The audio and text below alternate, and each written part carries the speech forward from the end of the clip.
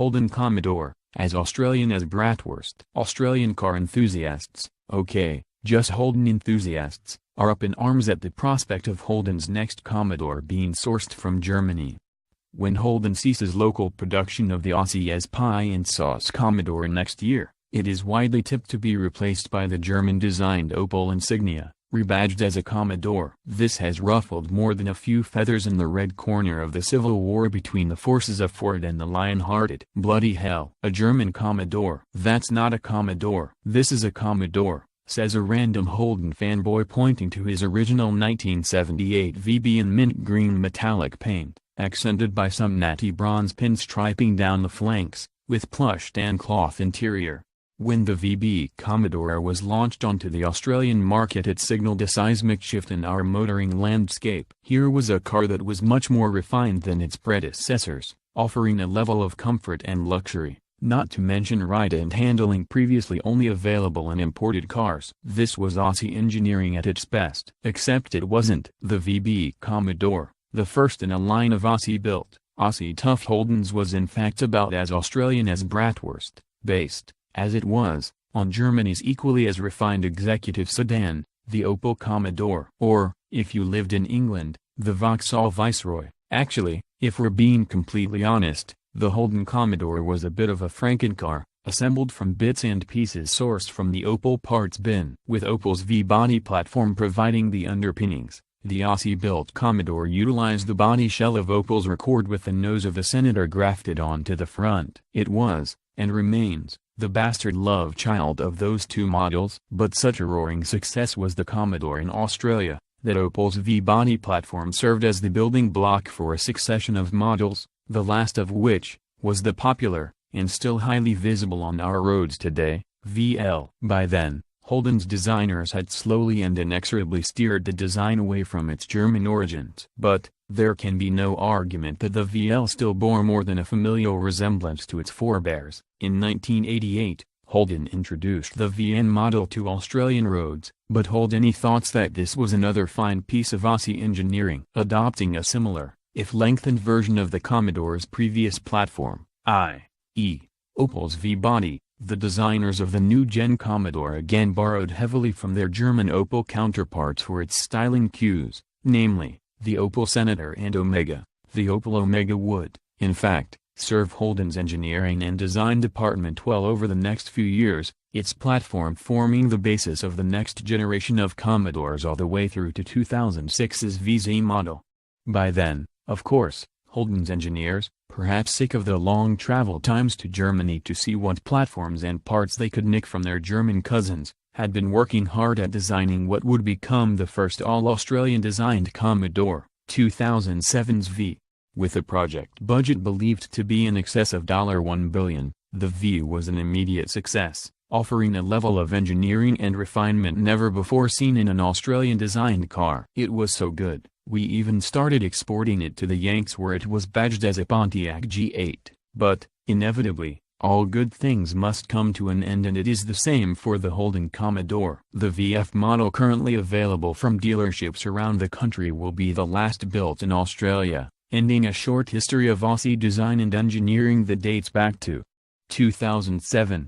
So next time you want to have a whinge about the Opel Insignia, or whatever car Holden decides to import and rebadge as a Commodore, being a German car and not an Aussie icon, take a deep breath and remind yourself that your beloved true blue Aussie commie started life in Germany as an Opel. Just like the new one.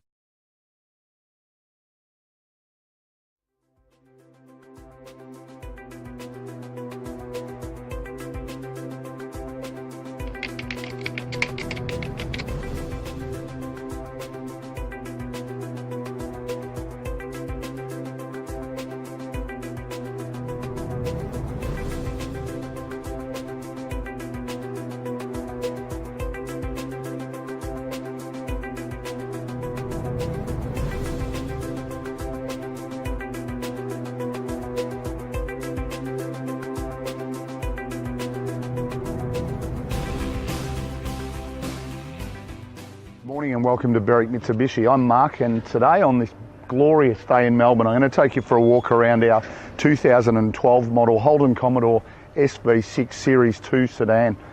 Finished in a really nice mid-blue colour, starting at the front of the car. As you can see, it presents as new for a 2012 model. Really impressive presentation. We've got the chrome grille running through the centre there, factory driving lights right down in the bottom of our front bumper. And as we move around to the side of the car, you notice I didn't even highlight stone chips or anything on this car because I can't really see any. The right-hand side of the car presents the same way as new condition. We've got grey alloy wheels, so they're a bit more distinctive than your standard factory alloys on the SV6s. Series 2 badging on our right-hand front guard there as well. And as we move down the side of the car, colour-coded exterior mirrors and door handles. Our windows have been tinted on this car as well. And as we move down to the right-hand rear wheel, really important to notice, not a scratch on any of the alloy wheels on this car. You'll see as we go to the passenger side as well, and brand new tyres have just been put on the rear. As we move around to the rear section of the car now, a few things to point out. We've got our high mount stoplight in our rear window, factory spoiler on the SV6, all of our distinct badging as well. And then we've got our dual chrome tipped exhaust pipes as well. Just really impressive. Once again, can't really see any scratches or marks or even touch-ups for that matter. And the same can be said for the consistency as we come around to the passenger side of the car. Once again, presents really well. As I mentioned, not a scratch on the alloy wheels on this side of the car either. I've got to say, seriously, for a 2012 model, seriously impressed with the way this car presents.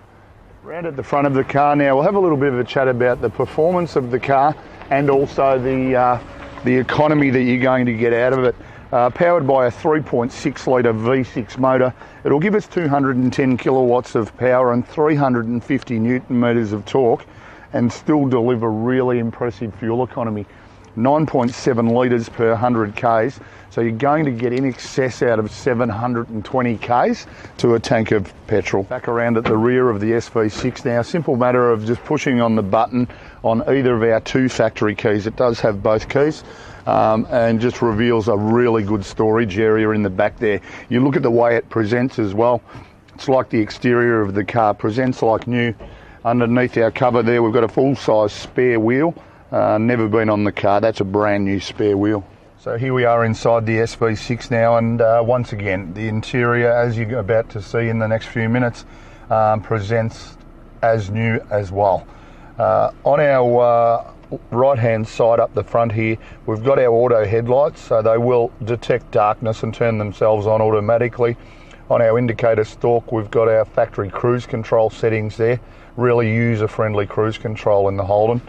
And then we move to our steering wheel, which is height and reach adjustable or telescopic. Lock it into position by that lever underneath and we're right to go. On our right-hand side of our steering wheel, we've got our volume control for our audio and our Bluetooth button at the top as well. Even though they come out of the factory with the navigation button illustrated there, this particular vehicle does not have navigation. On our right-hand side of our steering wheel, our audio controls and our trip computer, just to feed us the information about what the car's doing, and then just a knob to change between stations and or tracks if you're playing a CD or playing some of your stored music. You notice on the odometer, only done 26,000 kilometres this car, so it's one out of the box, part of the reason it presents the way it does. Moving into the centre section now, consistency continues. As you can see, all of our information about our climate control air conditioning up the top. It is operating at the moment, and when we're altering fan speed and everything, it will just illustrate it up the top. Then all of our audio information there as well.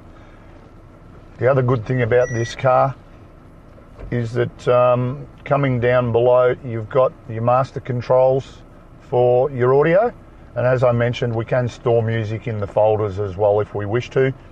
Then dual zone air conditioning here as well, which we've got running at the moment. Nice change in Melbourne, we can finally have a bit of aircon.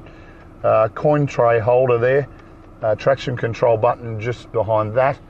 And then of course, as you can see, 6-speed manual gearbox, much sought after in the Holdens, the manual gearbox, and a really easy clutch and gearbox setup. A really easy, enjoyable car to drive. And then behind that we've got a manual button to lock and unlock our doors, our controls for our exterior mirrors, and then all of our power window controls there as well. Handbrake to the right hand side, generous size cup holders there as well, and then our storage compartment in here. You notice also we've got a USB input and also another 12 volt outlet there as well. And once again, as we continue around the inside of the car, as you'd expect, all of the seats appear like new, all the factory carpets, and we've also got factory car mats fitted as well, to the extent our door trims don't even have a mark on them either. 6 airbags in this particular car, being a Series 2 SV6, so front, side and curtain airbags, helps it achieve its 5-star ANCAP safety rating. And then last but not least, we go to our service books. Originally owned in Warrnambool, female owner, so our 3,000k service was done, then our 12,000k service was done, and then our 21,000k service was done. So it's actually been done a little bit more often than the 15,000k intervals, but then over a period of time because it's such low Ks.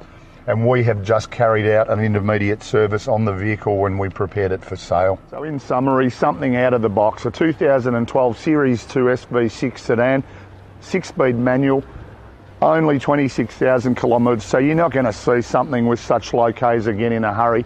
Just to recap, 3.6 litre V6 motor giving us 210 kilowatts of power and 350 newton metres of torque, but still delivering 9.7 litres combined per 100 Ks. A lot of compelling reasons to buy this motor car. It's in stunning order. Give us a call on 99070555 and we'll be able to help you further without a doubt.